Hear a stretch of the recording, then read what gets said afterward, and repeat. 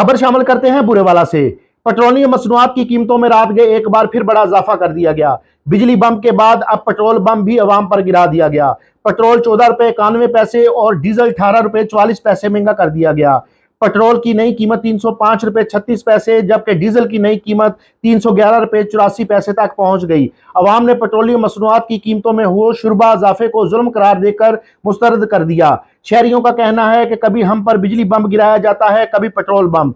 हम अपने बच्चों के लिए 2 वक्त की रोटी कैसे पूरी करें जबकि हम पहले ही महंगाई की चक्की में पिस रहे हैं।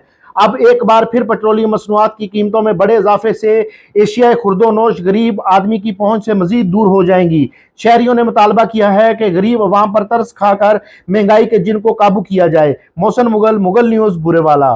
रोटी कमानी भी मुश्किल हो गई है।